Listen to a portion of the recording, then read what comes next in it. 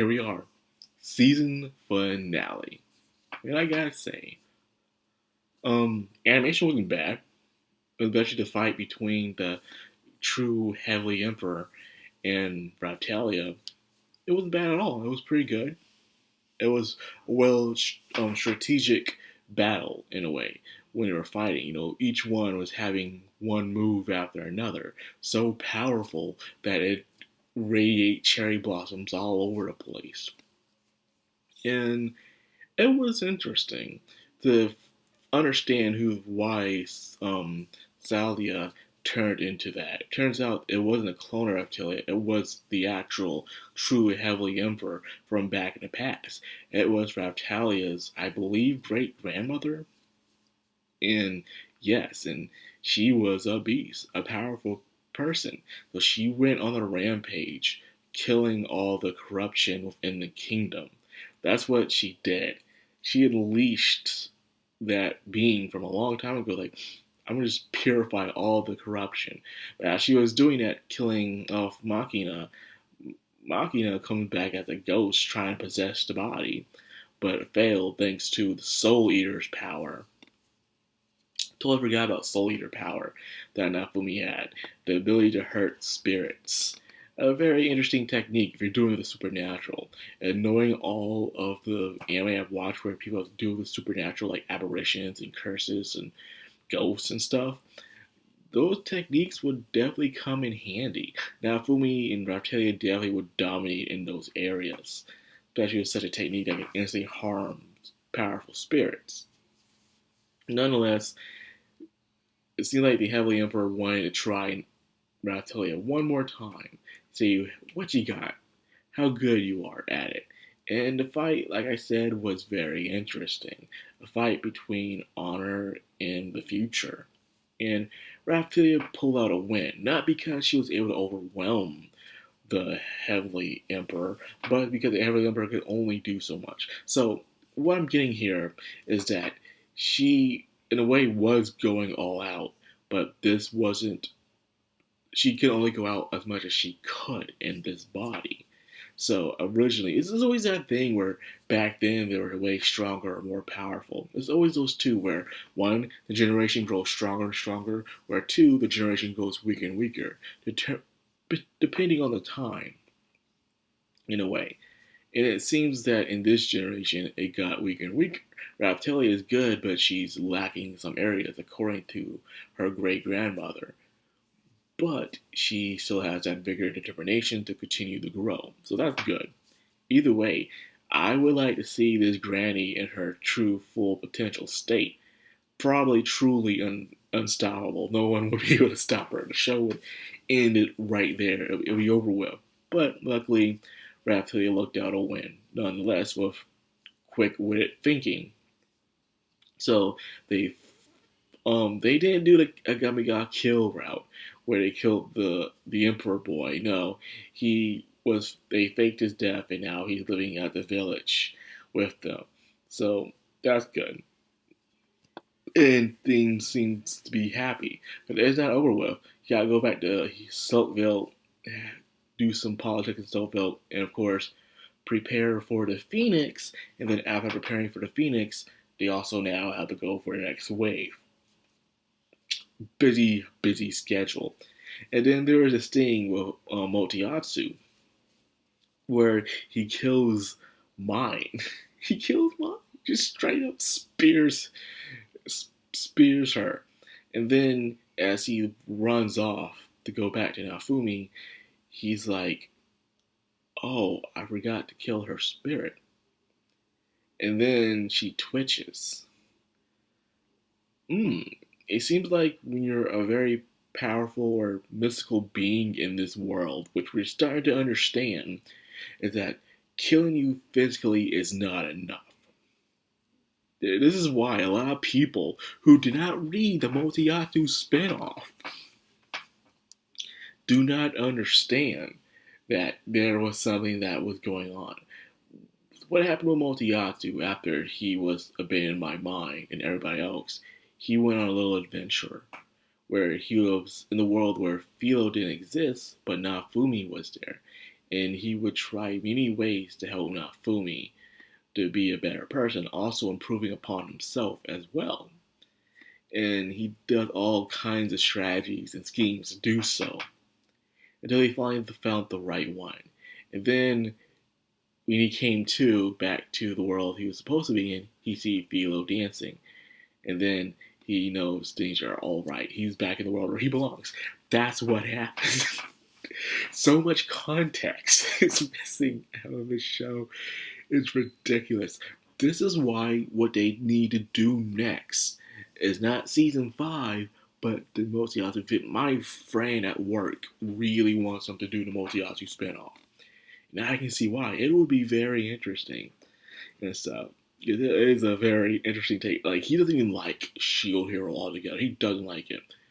He has a very peculiar taste when it comes to certain isekai and light novels. But either way, what he wanted really was this spin-off. He liked this spin-off more than the main story. And it is pretty entertaining. But I like Shield Hero. That's just me.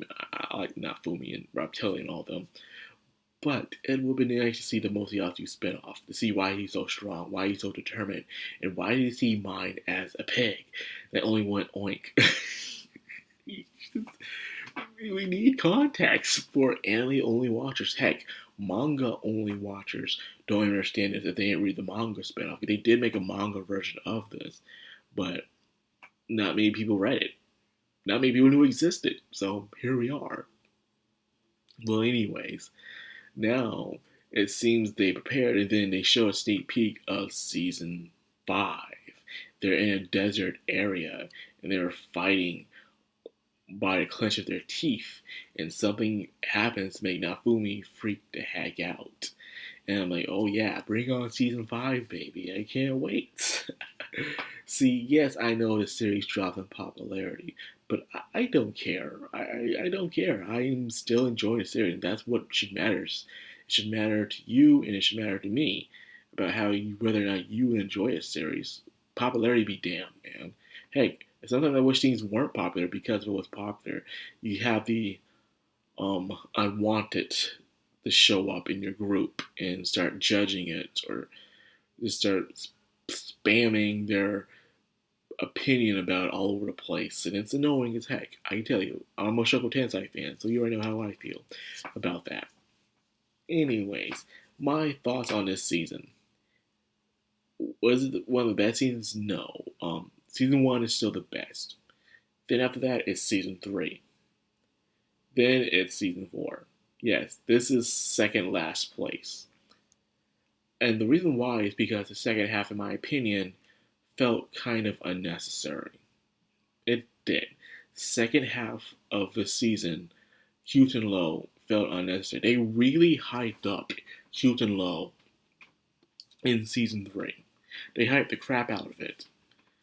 So, okay, let's go. Instead of going to Cute and Low, you went to Silkville. Like, okay, fine, we gotta go with Silkville. So they went to Silkville first.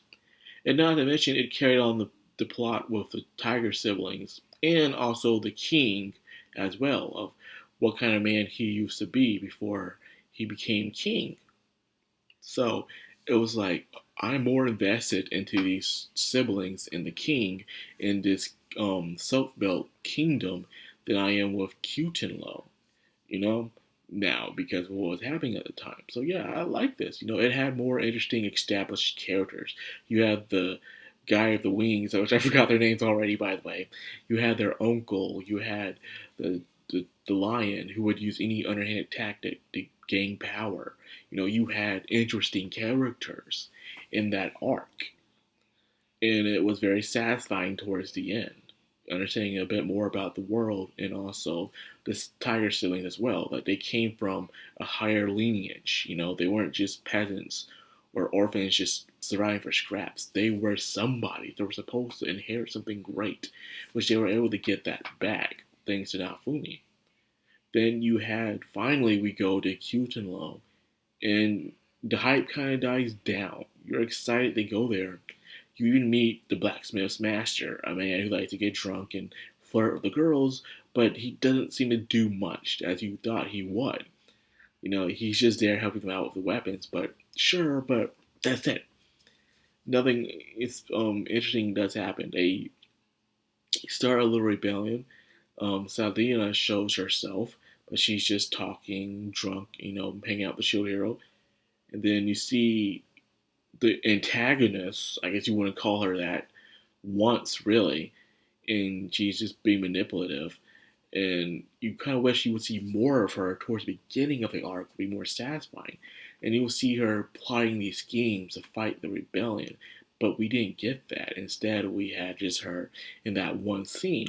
So, and then we saw the boy emperor, who had no spine.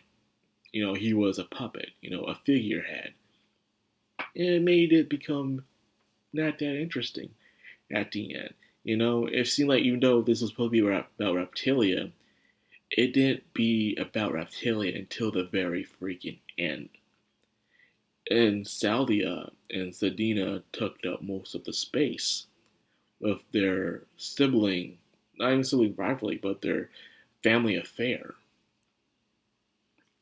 So, like, what was the.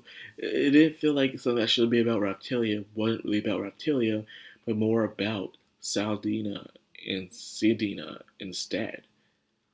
The whale orca, well, orca killer whales. The orcas are killer whales. I forgot that just recently. They're they were the main characters in this arc. More than Reptilia herself, she was just agreeing to whatever Nafumi was doing and went along with it, until she decided she will actually be the emperor of this place. But she will not rule it. She'll come in from time to time to deal with the political issues, and that is it. Okay, that's nice. But she didn't have no spotlight on this. So in my opinion, this was kind of disappointing. Second half of this arc was disappointing. So why did season 2 was so terrible then? Season 2 was so terrible because it introduced the calamities of the spiritual creatures and what they would do if the heroes don't fight off the waves. You'll create a bunch of creatures who'll save the world but not humanity. So there's that. And then you meet the tortoise lady, you fight the tortoise, and then you get sucked into this other world, meet other characters, new rules and settings of how the power system works. But the only thing that really saved that arc was the main villain. The main villain was a dude who was a scumbag who would act high and mighty like he's just smarter than everybody and would use anybody and turn them into monsters. What he has to do to get what he wants. So, and then you saw the parallels between him and Afumi's past lives. How he was just this gamer who had nobody, and he offed himself compared to Afumi, who was just a guy who minded his own business and studied, but he went to this world and he was given not a good shake on life at all in this world. But he had to regain his his trust, his pride throughout the series. But anyways, as I'm trying to say is that this is second last. It's not last place, but it's second last. It would have been better if Arc 2 was written out better. Arc 2 was not written out better. The Cute and Low, which was the one that was hyped, was not good compared to Silkville. Silkville was better than Cute and Low. I felt like if they did Cute and Low first, and then they went to Silkville, I think this would have been better. It would have been better if they did Cute and Low first in the series. But that's just me. That's just what I think. But anyways, I'm so excited for season 5 nonetheless. It seems like it will be better than season. I don't think it can be. Season 3, in my opinion, was good because it was what I liked about Shiro was Afumi going place to place, solving problems, and dealing with the other heroes, which it should be about. And of course, the other characters also were well drawn out. That the girl was raised by a dragon and the tiger twins and stuff. It was good. So hopefully this season that's coming up, season 5, is going to be good. Better than this season. This season was okay. Not bad, just okay. And it would have been great if the second arc, Cute and Low, would have been better. But that's just my opinion. So anyways, that's all I got for this. I still enjoyed it nonetheless, and I hope you guys enjoyed the video. If you did, like, comment, subscribe, and of course, hit that bell icon. This is Madcrownxox, all anime. Signing out.